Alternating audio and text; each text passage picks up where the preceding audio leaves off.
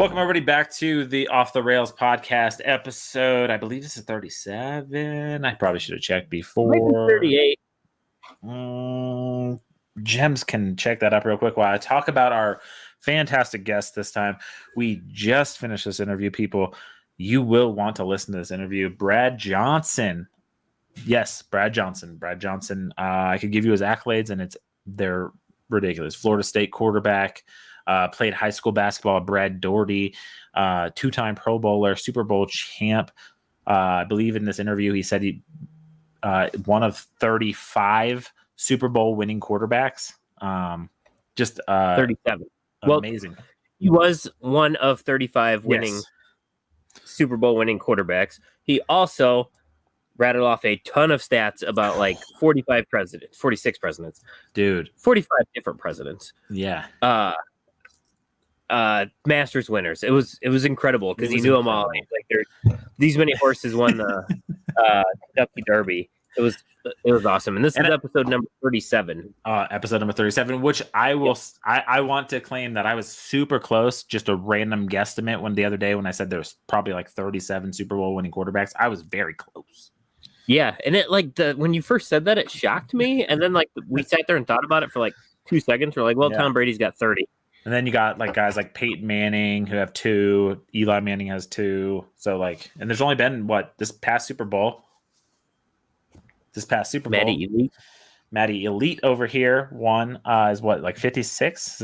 Was this Super Bowl 56, 57, 58, something like that? So I don't know, but I can tell you, I was it Super Bowl 37? I just stared at the banner the entire time. I believe it was Super Bowl 32. 32? Maybe.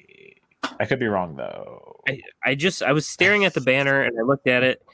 The banner looked nice. By the way, if you're not watching this and you're just listening to us, Brad sat in front of a Super Bowl banner. That is one of my favorite Super Bowl logos. Probably his favorite Super Bowl logo because it was Super Bowl he won. Gorgeous banner. No, Super Bowl 37. We have Brad Johnson on episode 37. He won Super Bowl 37. It's like we planned it. Super Bowl 37. Quarterback. That would have been better if there was 37 quarterbacks, but whatever. It would have been like 37 heaven. But 37th episode, 37th Super Bowl winning. The quarterback of the 37th Super Bowl. Yeah. Tells a little Either bit way, about this was an awesome interview. Awesome. He talked about a pair of NBA brothers' dad that he played with for the London Monarchs. I believe those London Monarchs. Yeah. Talked about throwing touchdown passes to himself. Yeah. Talked about throwing touchdown passes to all-time greats. 15 different Hall of Fame wide receivers that he threw to. Brad Johnson he has had an amazing life. He also does amazing trick shots on TikTok. Big Bad Brad, right? Big Bad Brad 14. His sons are going to lead incredible football careers. Yeah, both of them at Texas A&M. Max last year was 37-6. Yeah.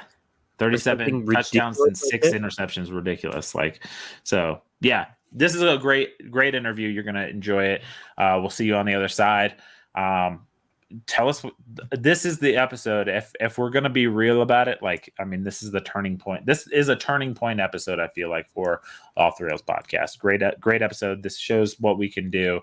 And Brad was just an all-time great guest. Amazing guest. If every guest can be a Brad Johnson, give it to me all day. Brad was nothing but the best. So, yep. All right. Agreed. Enjoy it.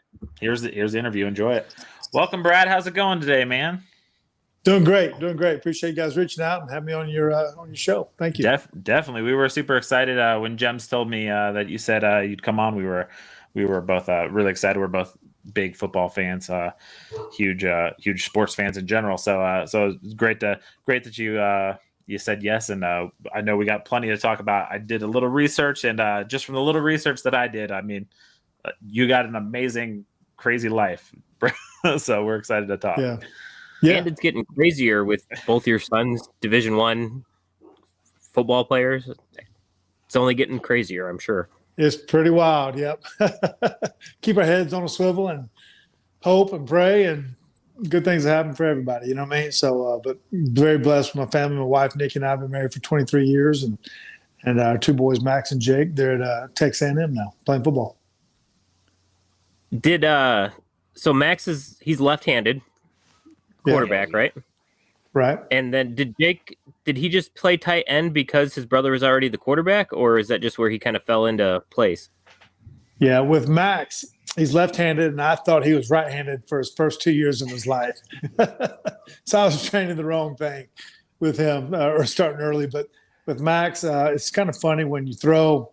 It's like looking at an ambulance upside down, and you kind of mirror each other. And so it's really kind of neat to kind of mimic each other throwing with each other a lot of times and stuff. So I work with Max pretty much out of the womb as far as taking a 3 and 5 step drop and how to throw it and those kind of things.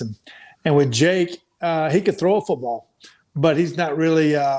He's a tight end receiver, a tight end that you can kind of flex out, and that's a position I know nothing about. I mean, I don't know how to block, I don't know how to run routes, but he's definitely flourished. He's had a great high school career, and now they're both together at Texas A&M. So I get out there and throw balls with Jake, and he runs routes and those kind of things. But Max and Jake, they're both like Tom and Jerry, the cartoon characters in the house. They beat each other up. They fight with each other. Who's taller, who's faster, who's stronger, those kind of things. And then, but when they're on the football field, that's the one time they don't say anything. They just kind of work together. So it's kind of fun to watch. But in the house, they can kind of eat you out of the house with food, and they can kind of break a few lamps along the way too. That's awesome. Yeah. Jems specifically led with that question because we are two left-handed human beings. So we're pumped. So we're rooting for Max. Yeah, appreciate it. Thank you.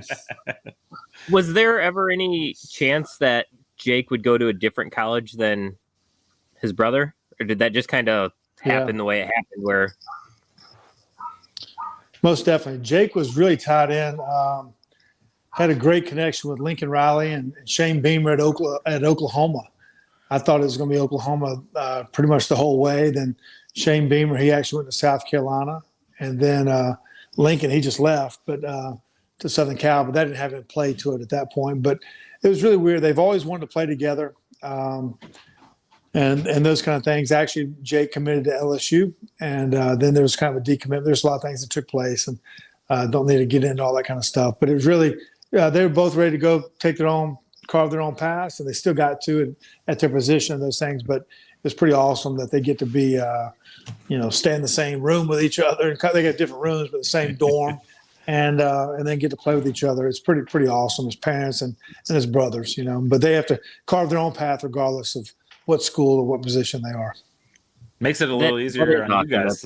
I was going to say it makes it a little easier on you guys too. You don't have to be in two places at once watching games. It was tough, no doubt. Honestly, for the last 2 years, Jake would play on Friday nights. I've been coaching high school football, and then after games, we're loading up the car. We're either driving all night or leaving 4 a.m. and driving all day to try to get to Max's game, which was 9 hours away, 600 miles, and just keeping the road hot, But definitely them playing together, we don't have to split up and go 2 different directions, and it's going to be pretty awesome. That's awesome. That's every parent's dream, I think. Probably, I'm going to guess, just have your kids in one spot. I thought it was bad. My daughters are 13 and 14, and one played at the middle school this year and one played at the high school, and that's 5 minutes away, and it was hard enough. I can only imagine. I can only imagine the 9 hours away. That's crazy. Now, did you have a relationship? Did you know Jimbo before the boys ended up transferring there? Did you guys cross paths at Florida State at the same time? Yeah, we sure did. I actually met Jimbo like in 1989. He was actually an offense coordinator at Samford University with Terry Bowden, who was Bobby Bowden's son. And they would come to our bowl practice. And we're actually down the Blockbuster Bowl down in close to Miami there. And I remember after we had practice one day, Jimbo was like, he said, "Brad, what are you doing today?" And I said, "Well, I'm leaving. I'm going to go shoot some hoops." This is during bowl practice. And so we got in the car, went and played one-on-one, shot a horse all day. And then I didn't see him for a long time after that. But actually, when he became the head coach at Florida State, I took Max there, and he offered Max a scholarship at Florida State when he was, I think, 8th or 9th grade, somewhere in that range. And so there was a lot of – and he recruited him when he was at Texas A&M. But there's a lot of things that took place, and we really, chose to go to LSU. And then with some things that happened, just worked out great that, he took on both of them and accepted both of them to play at Texas A&M. So it's pretty awesome. But it's not like I got a great friendship or we don't talk like that. But there's definitely a relationship and trust that I can send my kids there to school. That's definitely it's nice to have that familiarity when you're sending them so far away. Obviously, I was going to ask you about a little bit about your freshman year at Florida State. So I'm a huge I actually produce I produce a podcast for two guys who played in the secondary in the NFL, Antoine Bethea and Darius Butler, and I know one of their all-time top 5 DBs is Deion Sanders, and they also both have a massive affinity for Leroy Butler, who, when you were a freshman at Florida State, I'm going to guess you had to practice against those two guys. That had to be a nightmare in the secondary. It was incredible. Yeah, no doubt. The starting secondary, those two, Leroy Butler, Deion Sanders. The other corner was Martin Mayhew, who had a 14-year career in the NFL. Yeah. Won a Super Bowl with the Redskins. Yeah, he was a Lions GM. What's that? We're Lions fans. He was a Lions GM. Lions, yeah, he was. He was there. And then he's with the Redskins. And then the other guy was Dedrick Dodge, who played like 6 or 7 years, I think, in the NFL and won a Super Bowl with San Fran. So it was loaded. And I remember the very first day I got there, we were doing drills. I was actually in Mickey Andrews' like conditioning drill, and he's a defense coordinator there. And Leroy Butler was right next to me, and I'm like, holy smokes, who's this guy, And I ended up being All-American. Now just got inducted to the Hall of Fame, and a great guy. Had many great games against him when he was in Green Bay and I was in Minnesota. So, but no, he's very, very talented. The whole Florida State team was loaded. I mean, we had like 9 running backs that went to the NFL. It was just incredible. So practices, we always thought practices were a lot tougher than games, but definitely when you got Deion Sanders going against him in practice, like, it doesn't get any tougher than that, So it's pretty cool looking back. That's a pretty awesome sport athletes. Yeah. That was kind of where I was going with that. So yeah, you guys were loaded with 2 sport athletes. I know you played basketball and football. You got Deion playing baseball, football. You got Charlie Ward playing basketball, football. I mean, that's a pretty talented, just all around bunch. Yeah, and it's really unique that Bobby Bowden, the head coach, who actually passed away, this past year, but he let guys do that. If you were talented enough and you could handle both sports and all those names you mentioned, Chris Winkie actually left to go play 6 years of baseball and came back and won a Heisman national championship. But it was actually encouraged. If we had a lot of guys that ran track, football, and then obviously Charlie and I played basketball, football, and Deion, he did track, baseball, and football. So, but if you're athletic enough, you can handle your grades and you can back it up and compete in both sports. And he lets you do that. It's pretty unique that school. I don't know if they let that go on too much now. Maybe a little bit of track, but Coach Bowden let us do that. It kind of let us flourish as athletes, and I think that attracted a lot of guys to go to Florida State also. It makes sense. I mean, yeah, especially like a lot of people have those aspirations to be a professional athlete, and if you're good enough to do it in 2 sports, or even close, then you have more options and stuff. I was actually going to ask you, and I don't know, I was trying to look it up, but the high school you went to, Brad Doherty graduated there. Did you play basketball with Brad at high school? Yeah, Brad Doherty, he was an All-American, McDonald's All-American coming out of high school. He was the top center with Patrick Ewing. And later went on to North Carolina, was All-American there, and played for the Cleveland Cavaliers for a bunch. And Brad was, when he graduated, I was actually an 8th grader and going to be a 9th grader. But I played against Brad a bunch and pick up basketball games. And when he was in high school, college, he'd come back, or pros, he'd come back. But he's a guy that I looked up to. He's a 7-foot center, and he's the first one at our school to get your jersey retired at our high school, which is Charles D. Owen High School in Black Mountain, North Carolina, Swannanoa. You had to be an All-American. So they weren't just going to give it just because you did. You had to be an All-American. Yeah. And so every day I'd jump rope, and in the gym we'd play. We had a great coach named Bill Burrows, who was our high school coach. But the guy before him that coached was a guy named Roy Williams, who was the coach at Kansas and North Carolina, the Hall of Fame. Yeah. So it was. We had a small little gym, but basketball meant something in our little town. That's awesome. I didn't realize that Roy Williams was there. That's crazy. Yeah, that's a good coach to have there. Someone. No doubt. But Brad, he dunked on my head quite a few times, you realize what greatness was all about playing against him. Heck yeah, that's awesome. I saw it and I was like, I wonder if they played together because it overlapped there. Yeah. That's awesome. And then obviously then, like I said, you went to Florida State and you played with Charlie Ward. Charlie Ward's an interesting one for me, and I did want to ask it because like I always wondered what he could do in the professional football field. Like if he had gone that route, do you see him having a successful long career? Like I know I thought he was more than talented enough to do it. Obviously, he won a Heisman and all that kind of stuff. But it's such an interesting case for someone to win a Heisman and then go play another sport. It's like yeah. Well, people don't realize. Obviously, he had an 11-year career in the NBA. Played for the New York Knicks, and I think 1 year with Houston. I think he finished his career with but when he came to Florida State, he was actually our starting punter. So people don't know that. And quite an athlete, great guy, very humble, hardworking. You knew he's like the player of the year coming out of Georgia, coming out of high school. But our room was competitive. I mean, like, we had a guy named Danny McManus who played for Canadian League for like 19 years through 52,000 yards, and Chip Ferguson who won a Sugar Bowl, and Pierre Tom Willis played 4 years in the NFL. And my guy I was competing against was Casey Weldon, who's the runner-up for the Heisman, and Chris Winkie was there, and who won a Heisman, and Charlie Ward won a Heisman. And then we had another guy, Kenny Felder, who was a first or second round in baseball. So it was just the room was loaded. Sometimes we all thought each other stunk. We all thought we were better than each other, but I mean, there should be a 30 for 30 on that group of guys, that group of quarterbacks that were in that room. And the greatness of it was Mark Richt, who's now my brother-in-law. He was the head coach at Georgia, University of Miami. He was our QB coach, and somehow he made it work for all of us. That was before the transfer portal and those kind of things, but somehow we kind of worked and waited our turn. But we're all really good friends to this day. That's awesome. We see each other, we call each other on phone or text and that kind of stuff. But pretty unique quarterback room we had. That's crazy. Yeah. Actually, that you just mentioned it. It was a question I was going to ask you because I was looking at that depth of quarterback wealth that you guys had there, and your son obviously actually just went through the transfer portal. What do you think about the transfer portal as like on both sides, as a player if you would have come through it, and then also now on the flip side as a parent? Yeah, at the time there was, we didn't have those kind of things. If you wanted to transfer, you had to go down a level. Now they've made a rule where kids got an extra year of COVID, which was good for some, bad for the incoming high school kids. Yeah. The transfer portal has worked for some, it hasn't for others.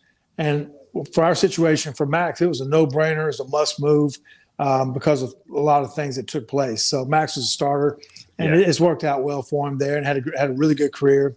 A good time at LSU, even though they didn't, had 35 touchdowns, 7 picks, what I mean? So off to a good start. But I think when a kid goes in transfer portal, it's got to be for a reason. Yeah. And it can't be just because things aren't going well for you or just, adversity is a part of it. But at the same time, if things aren't right, you need to be in a different kind of situation. It has worked out for some. Yeah. But for the kids that go in the transfer portal, if you get on Google, just because you go in the portal doesn't mean you're going to get picked up. Yeah. You know what I mean? You don't get to necessarily just pick your spot that you want to go to. So you got to be careful. The grass isn't always greener on the other side, but sometimes the grass can't be painted where you are either. No, for sure. So it's just a choice of, you got to know what you're getting yourself into when you do it. It's worked out for some, hasn't for others. That's definitely. I appreciate, and that's, I was wondering, especially like I've been a long time, one of those people who I don't like how quickly coaches can leave and move, and then the players kind of get stuck. So I'm glad that they did kind of work out a way where players can kind of, get out of a situation if they need be or whatnot. So I definitely feel that it's really difficult. I mean, you go because of a school, you go because of the system, you go because of a coach, you go and things change. And that's part of life also. But coaches are leaving and there's no repercussion. You want the school to be committed to the kid too, So it kind of goes both ways in the recruiting process. And it's just, those are hard times you have to go through as a kid. And some have great experiences, some don't, what I mean? But at the end of the day, no matter who you are, you have to deal with adversity. Things aren't going to always be a smooth ride. So there's not a true answer. Is it a good thing or a bad thing? Yeah. It's something you got to work out. But it's just like your business. Like in your business, if things don't go well, if it's not the right situation, you need to have some kind of free agency and move on. And that's kind of what's happened. Did the transfer portal first start off as just grad students? Like if you had finished, because that's like Russell Wilson did it, and then I forget who else. That was the first I saw. It was with Russell Wilson. I'm sure it happened before that, but they had to complete their undergrad first, right? And then they just switched it to this full-blown transfer portal. Yeah, you could transfer. Originally, you could transfer, but you had to go down a level. So if you're Division I, you'd have to go down to FCS or down to Division II, however that was. Or if you stayed at your same level, then you'd have to lose a year of eligibility. That's right. Right. But then once you graduated, you had a transfer. And so now you almost get 2 transfers, one anytime you want to, and the second if you graduate, and you can do it again. I just want to say, as a Notre Dame fan, I was glad to see your boys go to A&M. I would have rather seen, obviously, them come up north a little bit, but get away from that LSU program. Yeah, that's worked out for everybody. It's worked out for everyone. Good. So I'm glad. But it's great. To be honest with you, we met a lot of great people in Baton Rouge and made some friends for a lifetime. And Max had some unbelievable experiences there and great, loved his teammates and just a lot of people in the building as trainers, and some of the coaches that he had were, be lifelong friends. So it was a great experience from that kind of standpoint. They have an incredible facility there, don't they? Didn't they just like pour a bunch of money into like the? That's what I thought. But a lot of the schools do now. You know what I mean? Yeah. That I remember that used to be a big thing. The facilities now, everyone's got a crazy one. No, well, so moving on a little bit. Obviously, I want to move to your career. I mean, you had a super impressive career. I mean, you almost threw for 30,000 yards in your career. Obviously, 2-time Pro Bowler, Super Bowl champion. What do you, I guess, contribute to the longevity of your career? You played 17 years. 17 years in the NFL, right? Is that right? I'd say a few things. I'd say love for the game. I'd love to get better. Love to compete. I think it was a thing of don't learn the tricks of the trade. Learn the trade. Yeah, you know what I mean, and be great at your craft. And my dad always said it's better to be prepared and not have an opportunity than to have an opportunity and not be prepared. So you'll get a lot of kids now, they're thrown into the fire too fast. They have short careers. Sometimes it's, you want to be drafted a little bit later, maybe sometimes, and kind of be groomed a little bit. But everyone's anxious to put all these guys, play them right away. And I look at all these Super Bowl champions and, Brett Favre, he sat his first year, and Aaron Rodgers sat his first 3, and Tom Brady sat for a year and a half or 2, and Eli Manning sat for 6 weeks, and Kurt Warner, he sat for a while, and Steve Young, he sat for a while, and Troy. I mean, the list goes on. Yeah. And so maybe the only one that had a great career that was successful that started game 1 was probably Peyton Manning. And he set the rookie record for interceptions. He did, yeah. So it's a learning experience, But it's when your time is ready, you want to be ready for those moments. But for me, I had probably had more valleys than peaks in my career, and there are a lot of like just tough moments of, earning practice reps and earning any kind of game kind of reps. And I took a chance to go play in the World League one year. Yeah. And to go through that just to get game experience. And so it's not an easy road. It's not an easy path.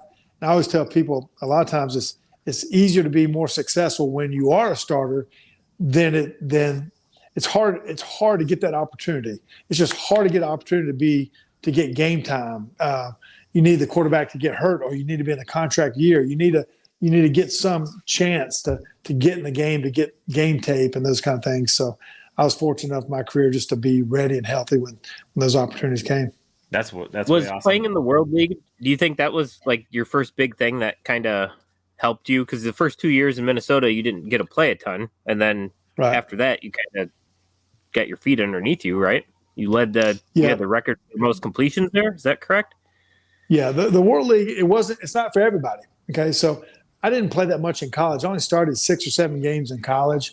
I only started my one game my senior year. Casey Weldon was a starter and runner up to the Heisman, and so my first 2 years I didn't get any reps in practice, not alone game time. And so when the World League came around, I think there was 19 quarterbacks that went over there. There's 6 teams: Scotland, London, Amsterdam, Franklin, Dusseldorf, and I can't remember the other one. Frankfurt. Yep, Frankfurt. So, but a lot of those quarterbacks, the greatness of my deal was I was already with Minnesota for like 3 years, so I knew the system when I was in Minnesota. And then when I went over there, I learned a new system. Then I came back and I was ready to play. Whereas some of those quarterbacks, you went over there where they didn't have a team or they didn't know the system where they were going to be at. So it's hard to go learn a foreign system and then come back to the NFL season and the guys got injured. I mean, it worked out for guys like myself, Kurt Warner, John Kidna, Jay Fiedler. So it's a gamble you take, and it just worked out well for some of us. Well, I actually had a question about the World League. I was always fascinated by it because I remember being like a kid and they were part of the trading card sets. They'd have like the World League. They had a couple of them on there, and so then when I saw it, I remembered I was like, oh yeah, Brad played in the World League, and then I looked it up. And so this is going to be a kind of off the wall question. I don't know if anyone's ever asked you this, but one of the players that you played with was Lavale Ball. I don't know if you have any stories about Lavale, but I was looking down the roster. I was like, Lavale Ball. I was like, and then I was like, sure enough, it's the same guy. And so what you just explained was sort of part of my question was I was like, Lavale wasn't on a team, so I was like, that's kind of weird because you guys are roughly the same age, and so I was like, he hadn't been playing anywhere, so I was like, I wonder how he got over there, but that makes sense now that you explain it that way. Any stories about Lavale Ball randomly? Well, I'll tell you what, we had a lot of guys on that team ended up having sons that went on to be college stars and pro guys. Actually, Trey Lance's dad, the quarterback at the 49ers, he was a cornerback for us. Oh wow! And Lavale Ball, he was actually, I kind of forgot about it, to be honest with you. And then it all came back to me, kind of like it did for you. But Michael Tidley was our starting tight end who actually played for Buffalo for a little bit. And he was the main one. But Lavale, he was the backup. He was a big physical dude. Yeah. And I mean, but he didn't really play that much. And but I just remember, like, on our days off, he'd always go to, we were in London, he'd go to France or he'd go to Barcelona and come back. Like, he was always on the go. And I remember he always said, I'm going to make it big. I'm going to make it big. I'm like, okay, where are you going to go? You know what I mean? And then, 20 years later, he has these kids and he got the Big Baller brand. He's back at he's got a couple first-round kids in basketball. It's pretty neat. But I remember him just being a funny, good guy. He wasn't going to be an NFL player, but he's a great guy to be with, though. But I thought it was a little interesting in looking into, like, obviously you went to high school in North Carolina. Now one of his sons is in Carolina playing for the Hornets. I didn't know if you followed much NBA. I know you're a basketball guy, so didn't know if you had any thoughts on how the NBA is now, like, a little bit about that kind of stuff, and if you get to watch any of those players. Yeah, I just kind of thumb through it. I don't really just have a particular team or guy that I watch. I like basketball, but I actually, Jordan's there. And then the general manager is Buzz Peterson, who's from Asheville, North Carolina. I grew up watching him play, and he was a North Carolina player too. So he actually called me about a Ball, just kind of because he knew I'd played with his dad before. Yeah. Kind of saying just kind of what, you just trying to do all the background work and those kind of things. But no, I cheer for him. He's a really good player, man. Yeah, he's exciting to watch. He sees the court, got great vision. That's way cool. Way cool. Did you guys ever play basketball when you were over there? LeVar, I heard him say before. Play, no, I'm sure he says a lot of things. He probably rambles a lot. So he's very good at it. It's kind of worked for him. He is. He's branded up, and he said he's going to do what he did. His kids played wherever he wanted. They played, and produced, and got his own TV show, and all the above. You know what I mean? So it's kind of funny to look back, and because he said he's going to make it big, and he did in that kind of game. That's awesome. I'm moving on a little bit into your career. When I was doing some research, So you threw the 100th career touchdown to Chris Carter and Tim Brown. You also threw the first career touchdown to Randy Moss, Warren Sapp, as well as yourself. You're the first person to complete a touchdown to yourself. walk me through that moment. You throw a touchdown to yourself. Is that like in the moment you're like, that was weird, or were you just like, huh? Did you know it had never happened before, or is that? Yeah, when it happened, actually, we were playing in 1996, I believe. I was playing for the Minnesota Vikings. We're playing against the Carolina Panthers, and we were about the 3-yard line. The play was called dot left spear rip Dallas, and basically it was a stick route by the tight end. And I threw the ball, and the ball got deflected up in the air. I caught it. It came back to me. It was a third down play. Usually you'd bat the ball down because you don't want to lose yardage or interception, but I got it, scrambled in there, scored the touchdown, and then didn't know what took place. Like, we just knew it was 7 points. That's all we knew. And then I actually went to dinner that night. Somebody called me and said, "Hey, man, that's the first time in history it's ever happened. Touchdown pass, touchdown catch to yourself." And later that year, it won an ESPY award for play of the year. It's just a unique play, 12 points in fantasy football. And then it actually happened to Marcus Mariota a handful of years back and the playoffs. And we actually talked about it. I talked to him about it. And so it's pretty cool to be the first one to have done it. And but didn't know what it was at the time. Thank goodness it was at the 3-yard line, not the 5-yard line. Right. So kind of worked out. That's awesome. Of all those receivers that you threw to, who was the most talented? Like, who was the best guy that you threw to? Yeah, man. It's a great question. I mean, obviously, Chris Carter, to me, had the best hands of any receiver to ever play. I'm biased, but his hands were phenomenal. They're strong. He was great at sideline catches, great at end zone catches. Randy Moss is probably the best deep ball threat guy I've ever seen in my life. He changed defenses, changed people the way they drafted. A lot of times they'd put corners.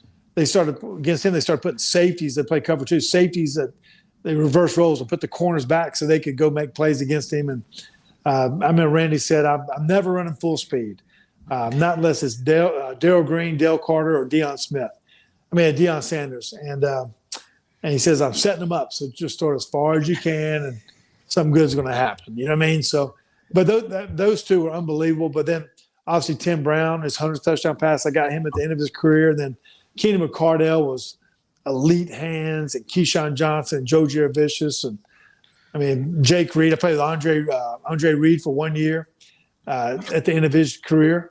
And then threw him a touchdown pass. And Larry Sanders, fullback, and Mike Alstott. I mean, I played with some legends along the way. And obviously Jason Witten and Terrell Owens. So pretty unique amount of guys I got to play with. Yeah, you got to. I was gonna say you've thrown some touchdowns to some legends. That's for sure. Yeah. Well, you mentioned Buccaneers team itself was absolutely loaded. The Super Bowl team, like on both sides of the ball, it was incredible. Yeah, it takes that. I mean, when you go back and you look at any championship team, I mean, if you look at NBA, you're going to find 3 guys that probably made the Hall of Fame off of any championship team. When you really think about it, the pros, when you win a Super Bowl, you're probably going to have some guys that make Hall of Fame. That year, we've had John Lynch and Derrick Brooks and Warren Sapp make Hall of Fame, and hopefully Rondé Barber and Simeon Rice make it. But those are the legends you talk, or the Hall of Famers potentially. But there's a lot of Pro Bowlers player too. So just a lot of great players. It takes all the above if you're going to win it, and everybody's got to be at their best. Yeah, I mean, you talk about a game changer. I was going to say Mike Alstott. I remember, he kind of changed the way football ran for a little bit as well. Like, what was it like playing with a guy like that? Plus, you had work done in the backfield there too as well at the time? Yeah, actually, A-Train up the gut, Alstott. That's what he's known for, the choo-choo train. But he was unbelievable, wore number 40, and he was great in short yardage situations and goal line situations, could catch the ball out of the backfield, kind of like a borderline, not fullback, but almost a tailback at times, Yeah. And but just a warrior, tough guy, loved football. And now he's coaching high school football. Work done.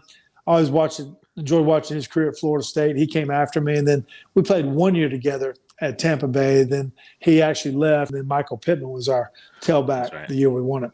That's right. I was I knew he was there one of those years, but I couldn't remember if he was on the Super Bowl team.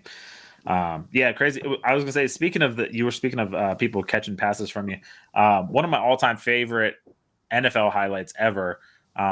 Today it popped in my head again, and I was like, I wonder if Brad threw that pass, and sure enough, you did. Do you remember anything about the Joe Jurevicius tip pass? Yeah, sure do. I just remember watching it live, and I was like, that might be the greatest catch I've ever seen in my entire life. Like, it's nothing. I wouldn't say it's nothing not crazy, but I mean, just to have the acrobatics of being able to catch that. Any I guess any insight on that play? Anything you want to like?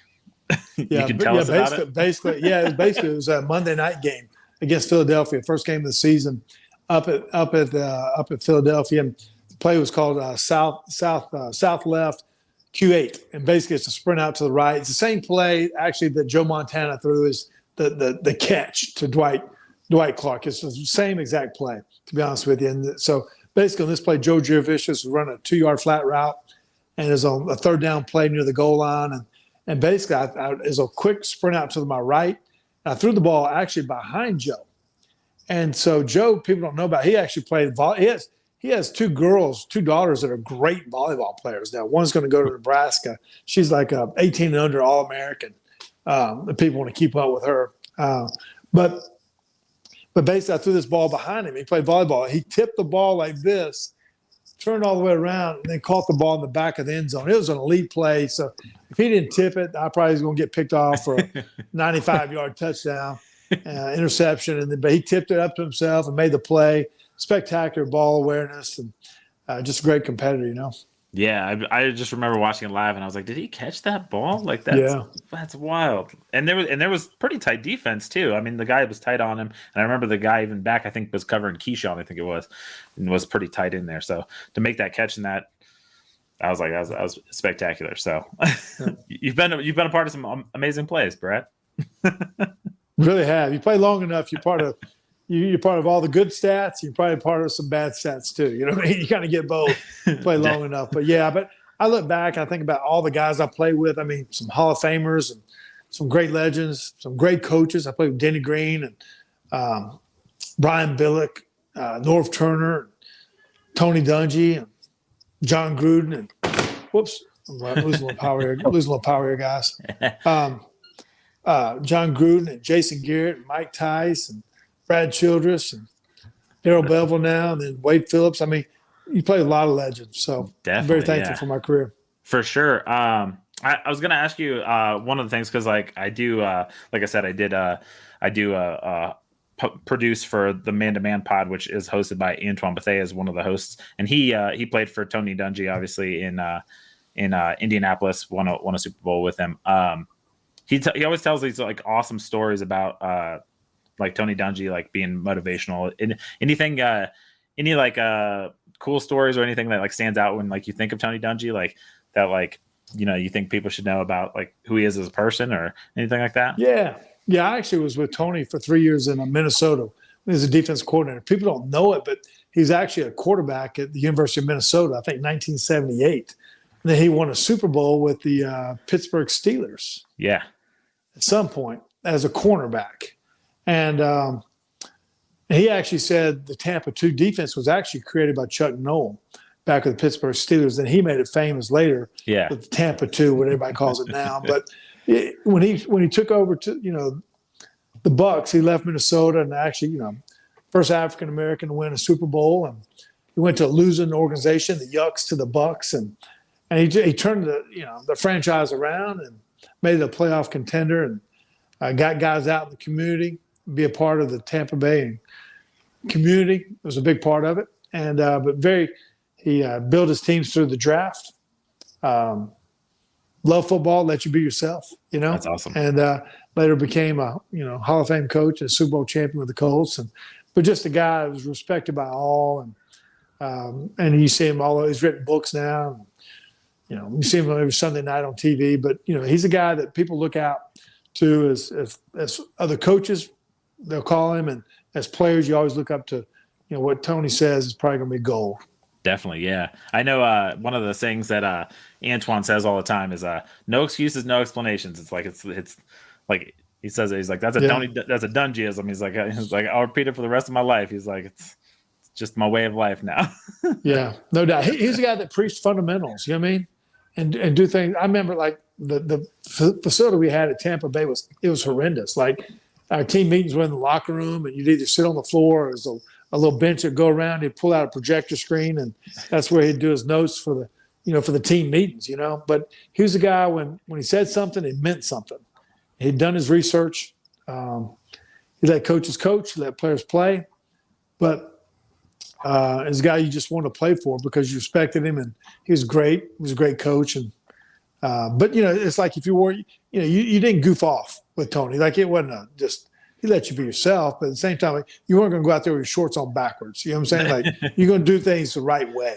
Yeah, always do things the right way. Respect the game. Definitely, for sure. That's awesome. So that Super Bowl winning team, did you guys know you had something special the entire year, or did it like click partway through and you're like, okay, there's a good shot this is going to happen? Yeah, when Gruden came, he got there, I think in February, and he preached that we're going to win a Super Bowl, but he made a lot of moves too. Now made a lot of moves in free agency.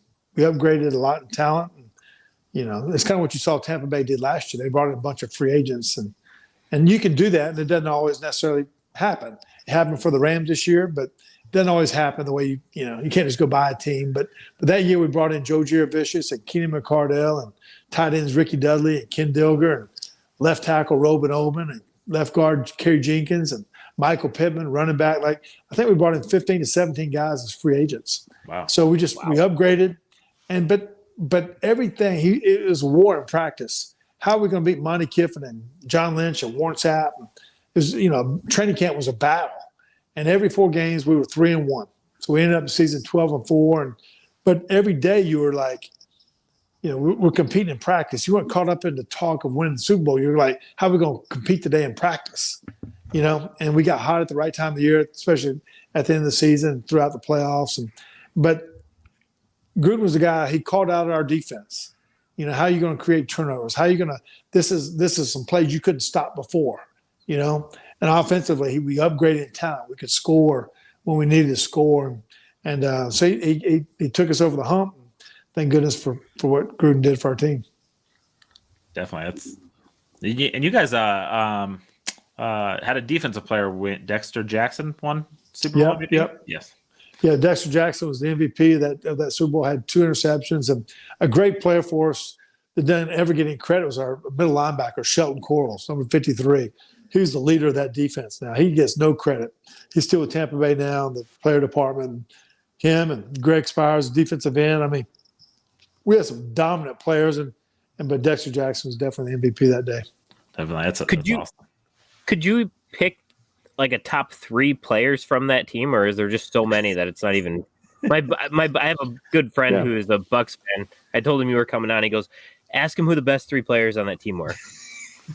Yeah, I mean, Martin Gramatic, our kicker, had an incredible year that year. Won some automatic close games for us. Some field goals we needed to be made, and then, defensively, like the guys that you know of, and we're talking about Derrick Brooks and Warren Sapp and Simeon Rice, but I'm going to tell you about Greg Spires and Al Singleton and Dwight Smith, who had 2 interceptions in the Super Bowl also, and Shelton Quarles. And offensively, I tell you, talk about Michael Pittman. Talk about Joe Giravicius, Kenny McCardell, Keyshawn, and Alstott. And the list of players, it was a rock star team now. But when we talk about the players, let's talk about the coaches. Talk about Mike Tomlin.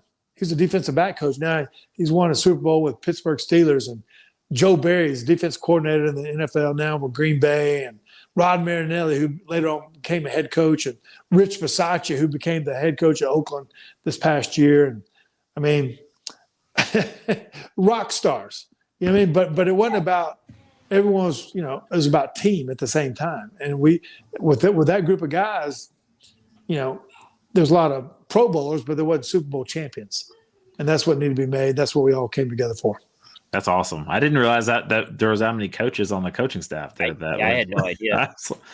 And Mike Tomlin, interesting. Yeah, obviously he's been fantastic with the Steelers. I think he's never had a losing season, which is astronomically crazy when you think about it, how competitive the league is. But yeah, he's a Lions fan. That's hard to fathom. Yeah, as a Lions fan, we're both Lions fans too, by the way. Yeah. So yeah. We don't know what winning seasons look like very often. Been tough up there, boys. Yeah, you were part of the toughness. You were part of it. I was going to ask about the Super Bowl. Super Bowl winning quarterbacks. I think I joked with Jems the other day. I was like, what is there, like 37 Super Bowl winning quarterbacks? Because I mean, Brady's got like 30 of them. Got a couple guys win 4, 2 here and there. There's not many Super Bowl winning quarterbacks. What's it like to wake up the morning after the Super Bowl knowing you're a Super Bowl champ and you were the Super Bowl winning quarterback? Yeah, I don't quote me, but I think there's 35. 35? I was close. 30, I think there's 33 that are living. Kenny Stabler passed away and Johnny Unitas passed away. So it's a unique club. When you think of it like that, like I think there's 45, 46 presidents. There's 66 guys that have won the Masters. There's 120 guys that different Kentucky Derby horses that have won. Wow, yeah. So it's probably one of the most exclusive clubs in the world if you go that route. Yeah. And so it's incredible. It's a dream come true. I remember when Phil Simms won it in 1987. I think it was 87.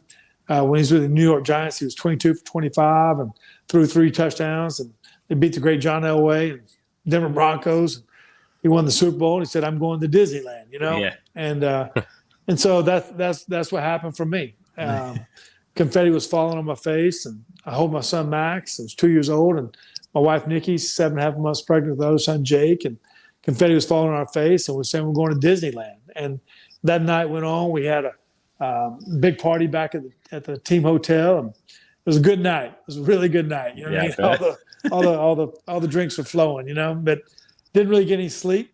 I slept. I did put on my Super Bowl jersey, and when I woke up at 4 a.m. to do Good Morning America, I slept in my jersey because I want to wake up smelling like a champ. To be honest with you, you know what I mean. Awesome. And then at 6:30 in the morning, I was on a plane headed to Disney to do all the Disney parade kind of thing. And then that night, I was actually on the Jay Leno show, and then flew back to Tampa. Then we did a big parade in Tampa. But it's a dream come true. I mean, it's like, you kind of pinch yourself when you watch it. When guys still win it to this day, it's pretty awesome to lead your team and to win the ultimate prize. To win the last game of the season, it's pretty cool. Definitely, yeah. It's something I've grown to. As a Lions fan, we've never been to the Super Bowl, so we don't know. But like having done production for like a couple of NFL guys, as for their podcast, like they mention it a lot. They're like, the season just ended, and they were like, man, like pick here or drop ball there or whatever is the season. And one of them said, I forgot, and it really put it in perspective. He was like, 31 teams end their season the way they don't want to end. So it's like, you're right. You're like, you playing 32 teams and only one team gets to do it every year. So it's pretty impressive. It's pretty crazy. It's wild. I mean, honestly, if you make the playoffs or you win your division, like you should have a party. I mean, it's hard to freaking it's hard to get a first down. It's hard to win a game. It really is. And to make the playoffs is hard. My first 7 years at Minnesota, we went to playoffs 6 out of 7 years, but didn't win a game. Yeah. You know what I mean? It's just so hard to win a game, not alone to get hot in the playoffs, because the other team you're going to be playing against, they're great. And to make that run, but you got to have your team's got to be hot. You got to be healthy. You got to have great players. They're just playing for the love of the game at that point of the year. But every play matters. I mean, it all matters. And just, the year we won it, I think about guys playing with injuries. I had cracked ribs, and Kerry Jenkins had a broken ankle, and Kenny McCardell had a broken hand. And like guys play with all these injuries. You just got through it. But not all those years are guys able to come back through injuries either. So yeah, it's just it's got to be, everything's got to fall in line for you when it happens. Well, I do have another question about that season, because I always find it interesting. It's the one question that when I hear it asked, I'm like, oh, that's such a good question. So, and obviously you remember play calls, and that's spectacular because those things are long, and it's been a long time and stuff. During that season, is there one play that stands out to you where you're like, if we were this close to it going the other way, like, is there something that stands out in your mind where you're like, had that not, the luck been on our side at that moment, like, is there one play that stands out during the season or anything like that? Well, there's actually one game that stands out to me. We played on Monday night, I think game 14 of the season. I played against the Pittsburgh Steelers. We got beat like 21-7, 20 to, or I don't know. It was kind of a low scoring game. And I didn't play that game. I was hurt. And we lost the game and didn't play good. We had 4 turnovers in the red zone, and when we lost that game, I was driving back with my wife, Nikki, and I said, you know what? I think we're good enough to win it all. I said, we played terrible tonight, just had bad luck. But we were in the game. We had a chance to beat the Pittsburgh Steelers. Like, it just makes you realize how good your team was. So yeah, that was that. And to be honest with you, one of the most pivotal things that happened was our last game of the season. We were playing up in Chicago. And so at the same time, Green Bay went to play the New York Jets. And the New York Jets beat Green Bay.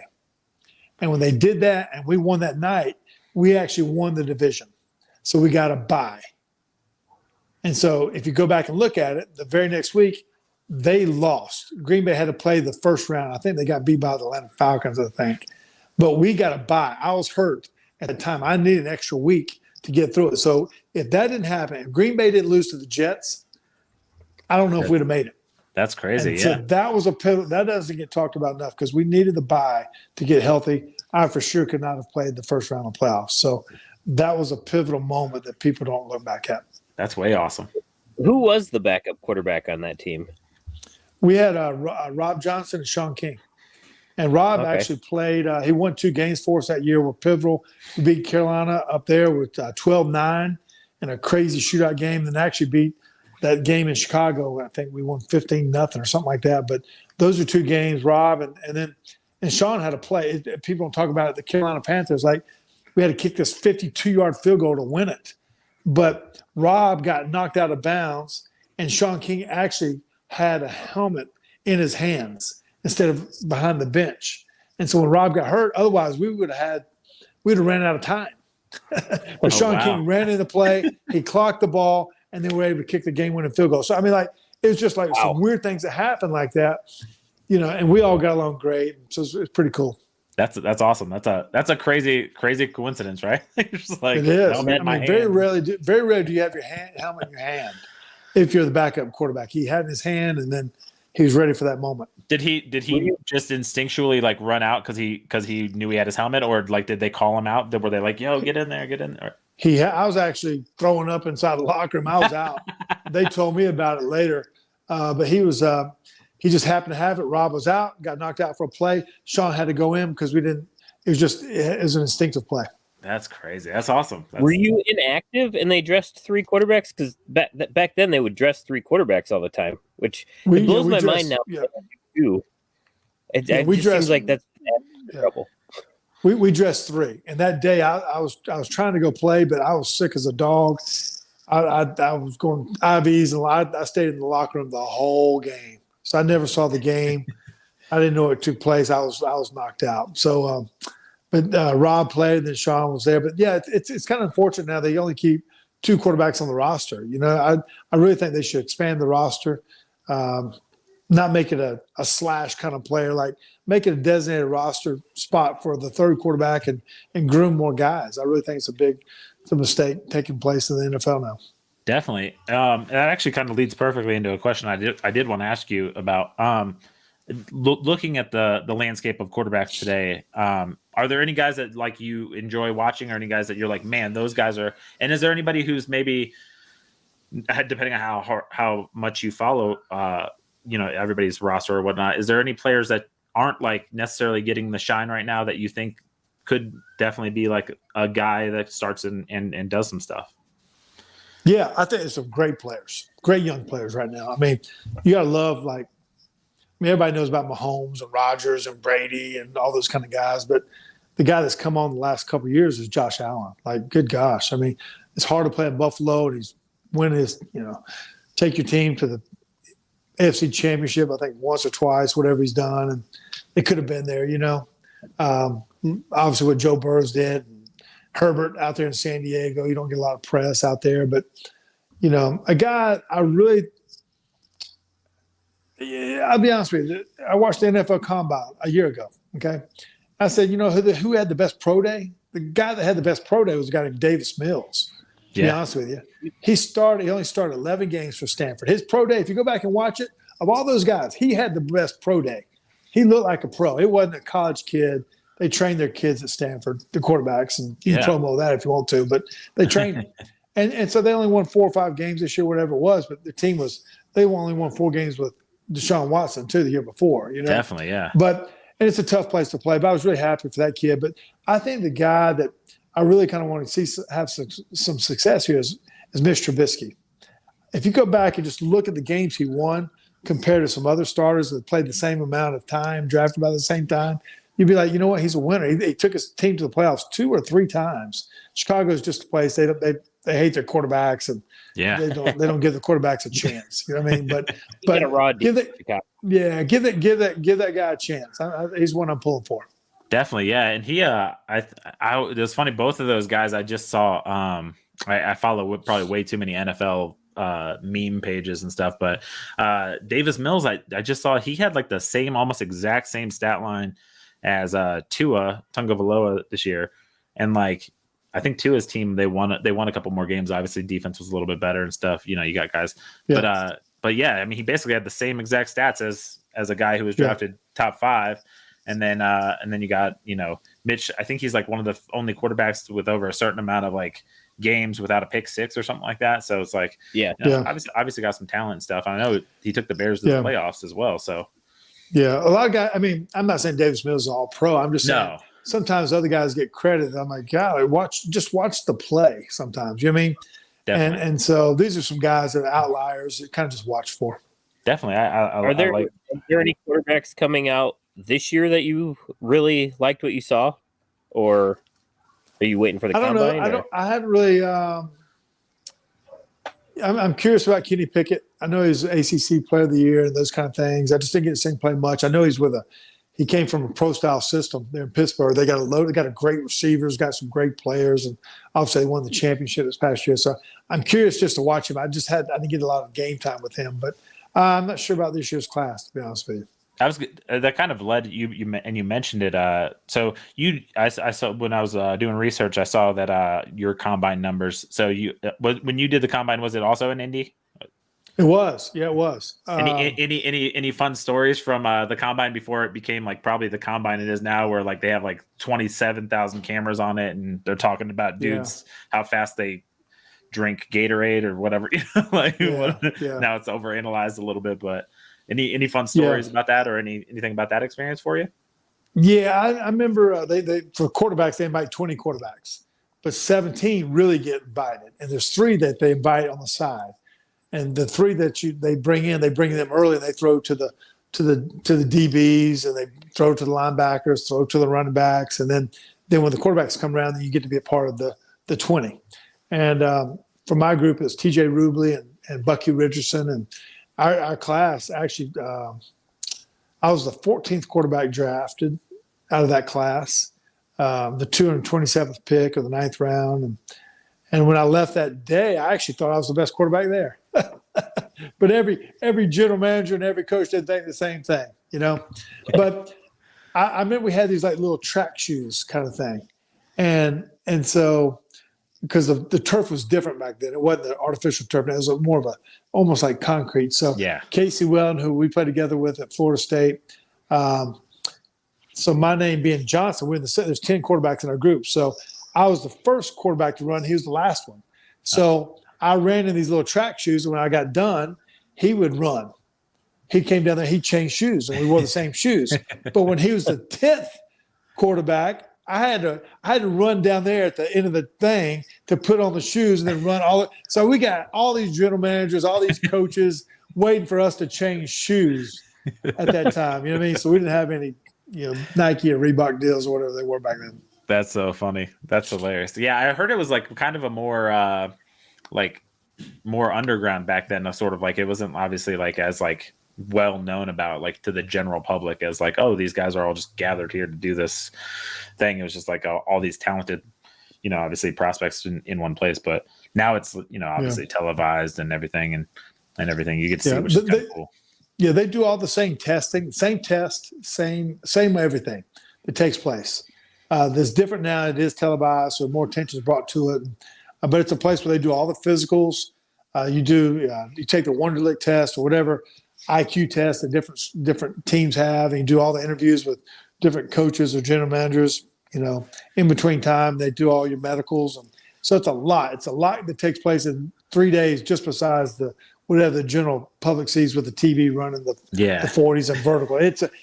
You're up all night. You're taking drug tests or whatever those things are, or doing interviews, and it's a very active 3 days, and all the medicals or X-rays or MRIs that take place. It's a lot. Biggest job interview of your life. They're going to know everything about you. That's awesome. Jems, did you have anything? I think I hit everything on my list except for one thing. So Jems, I don't know if you had anything. Yeah. You are Big Bad Brad with your TikTok trick shots. How did that just come about during the pandemic, or had you always kind of done that, or? Yeah. During the pandemic, we're sitting around the house with kids, and they were doing all these TikTok videos or watching it. And I'm like, what are you doing? So basically, they wouldn't let me be a part of their TikToks because I couldn't dance and do all those kind of things. But once I learned how to figure out how to make the videos, I first started out doing a lot of videos of my career when I played, or workout videos, jumping rope or sit-ups and all those kind of things. But then I started doing these trick shots. So basically, my trick shots are a little bit different. I try to make 3, 4, 5 trick shots in a row, not just one shot, like hit a baseball bat and the ball goes in length of the court, which are a lot of talented guys out there. But I'll try to make 3, 4, 5 shots in a row. It may be a shot over the backboard, spin off my head, behind my back, and then take a football and throw it the length of the court or whatever and try to make it. So it's a lot of work to get done, but I've had fun doing it, and it kind of gives me exercise and kind of come up with some unique things. I throw one of the toughest ones I did. I threw it from the corner pocket of the end zone, hit the second bar, hit it 5 times in a row. So there's some pretty things in there that I got lucky doing it. Had a lot of time to do it, but basically we've actually partnered with a charity called Beyond All Borders, and that's awesome. You can go on cafepress.com /Big Bad Brad 14. You can buy all the gear and stuff, but all the money goes to Beyond Our Borders. Definitely, yeah. I'll definitely be picking up one. I'm always a hat guy. Yeah. If you got hats, I'm buying one. Yeah, there's Big Bad. I got one right here. It's a Doink hat. All right. This is my original hat. This is the one I wear. It's like you can see all the stuff on it. And, awesome. Curious George has a bike, and Superman has a cape, and Big Bad Brad's got a hat. That's awesome. I was going to say, you kind of brought it full circle for us at one of our first interviews. Actually, maybe our first interview on this. He was Chainsaw Lennon. Do you know who Chainsaw Lennon is? I've kept up with him. Yeah. We kind of connected a little bit here on there. He's a spectacular kicker, man. He has a gift for kicking that ball. He's creative with some of the kicks he makes. Definitely. Y'all should do like a collabo someday. Yeah, you find out there's a lot of talented guys. There's about 9 or 10 people out there that I kind of watch their videos. We all kind of keep each other. We'll make comments on each other, but you kind of marvel at some guys that are great at the craft. That is awesome. And well, speaking of talent, Brad, I know one of the things I totally forgot about, but I know I definitely owned in my CD collection at one point was an NFL country CD that had you on it singing with Jody Messina. Yep. How did that come about? Yeah, the NFL at that time, they partnered with they're raising charity money. I can't remember what it was at that time, but I think Peyton Manning sang with Kenny Chesney, and there's like 10 players and 10 celebrities. And so I got hooked up with Jody Messina, and we sang a song, I'm a Survivor. Yeah. And so I actually cut my part of the tape in Tallahassee, like some little dungeon of some little studio, and she did hers in Nashville, Tennessee. Then the first time we met, we sang on Regis and Kathy Lee on Good Morning America. Yeah, Regis and Kathy Lee sang national TV. She came to Minnesota. We sang it at a concert. It was, I don't have the. She sings like a hummingbird, but she had to carry it for sure. But it was fun doing. I was going to ask, was singing something you did in your background of your like how does like, because I mean singing, and especially first off just on CD, I toured as a musician for 2 years. Singing on CD or on record is crazy, but then to perform live, like that's got to be that takes some guts there, man. The Regis and, Kathy Lee. I mean, it was. It was. I mean, honestly, like I actually was in some talent shows in high school, so I did a couple of some funny skits like that and sang some stuff. But no, I was not a singer. But then I'm telling you, I cut my part of the tape in the summertime, and then 3 months later, I'm singing "I'm a Survivor" on national TV. I meet Jody Messina the night before. We're trying to rehearse. I can't memorize the words anymore. Like I'm right during the middle of football season. Next day, I'm singing "I'm a Survivor" on national TV. I mean, it's pretty wild now. And then we later, we hooked it up in the concerts and did some autograph stuff like that with each other. But it was pretty cool. Pretty nervous too, though.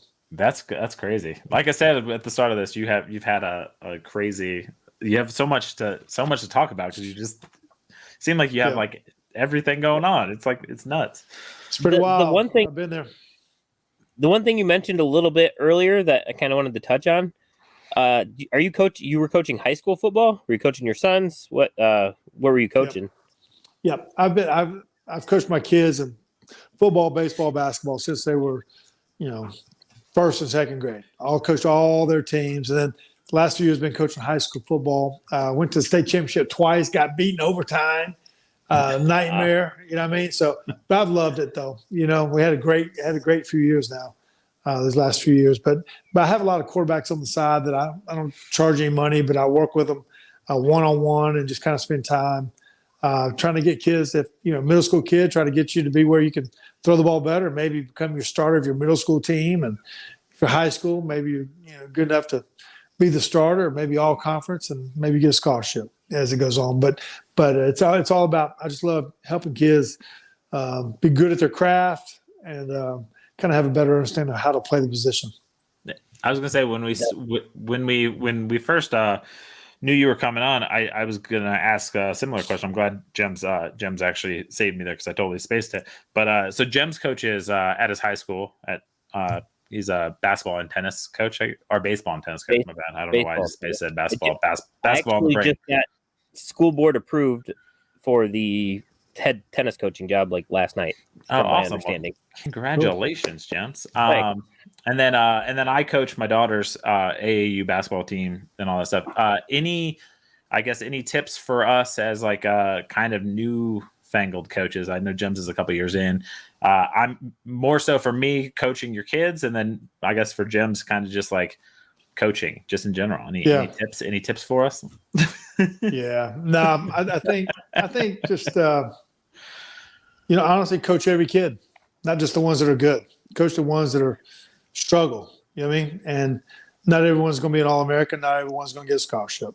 You know what I mean? And make it more about the kids and make it then more about yourself. And then it'll be a great program, great experience for kids. And I always tell people, be honest with the kids. You know what I mean? Be honest with them.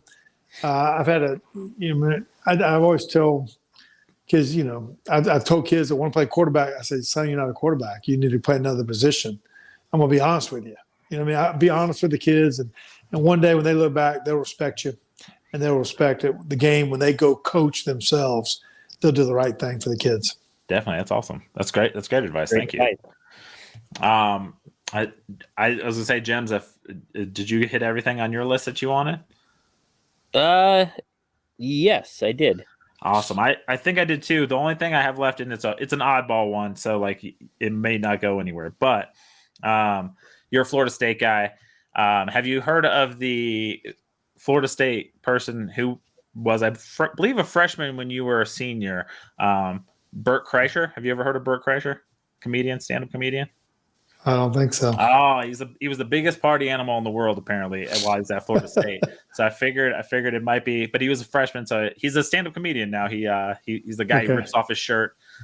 He hosts the Go Big show on I think it's like TNT or TBS. But he's a super funny dude. He told a story on his podcast about the first time he ever went to a Seminoles game, and they threw the spear in the ground, that was when he found his identity as a person. He was like, he's like, every time all the years going there, I'd cry every time it happened because it was just like I found my people. So I was going to ask you a little bit about like that, I guess, like your anything you remember, like, about any of your teams where you were like, when you decided that football was your thing, I guess, like that was my roundabout way of getting there. Like he found his people, you found like, when did you find your, like, you knew that this was what you wanted to do? I knew I loved Florida State, and when I chose Florida State, I told myself, would I be happy there if I never played, if I got injured and never got to play or whatever it was. And looking back, I just say, you know what?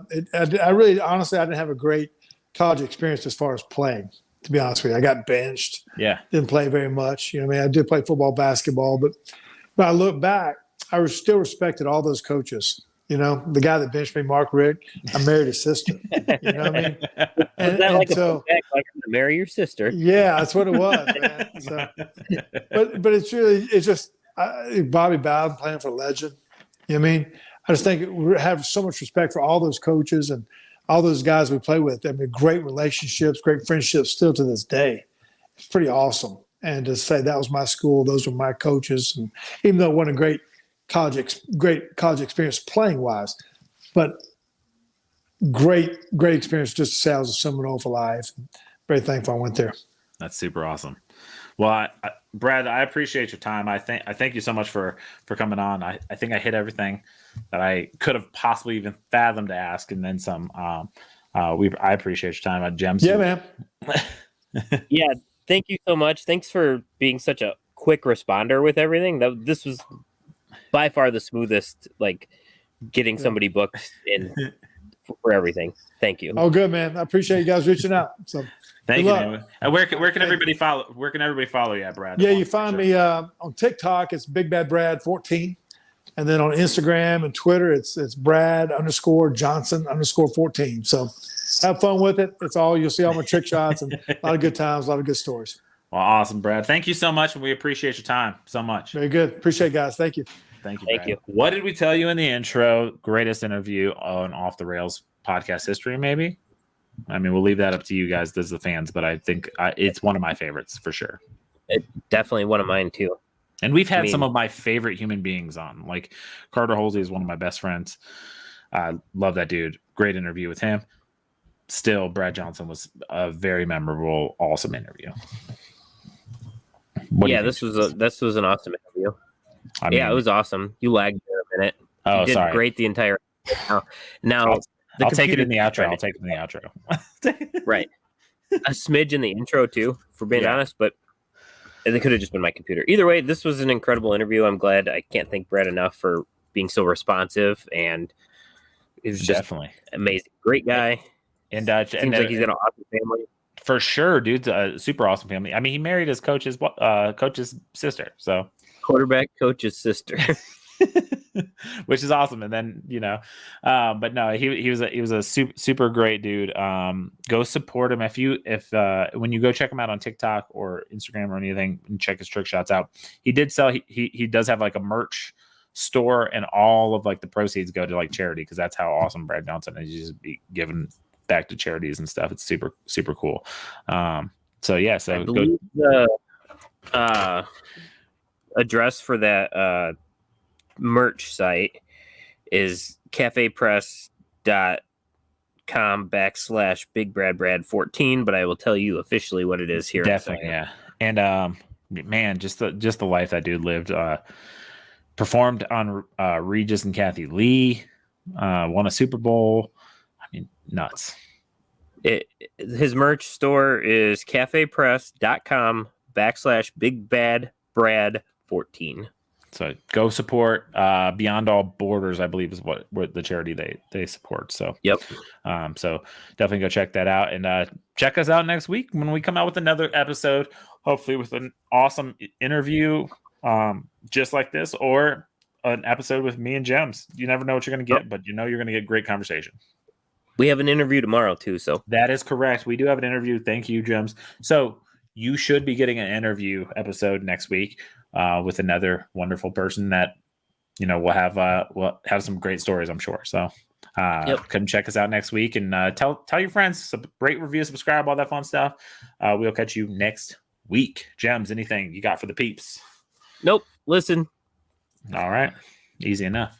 Jems is a simple man. He just wants you to listen. Also, congrats to Jems. I believe we broke news that he's the brand new high school tennis coach. Yep. The school board meeting was last night, and I haven't heard anything negative, so I'm just taking it as that. So we're going to manifest that Jems is the head coach of the tennis team at his high school. I mean, the athletic director told me he was recommending me for the job, and so I would assume that's good. Should have gone through, but yeah. All righty. Jems got big news. We got big news. We're just crushing life over here. Jems, we out of here. And like Jem said, listen. Welcome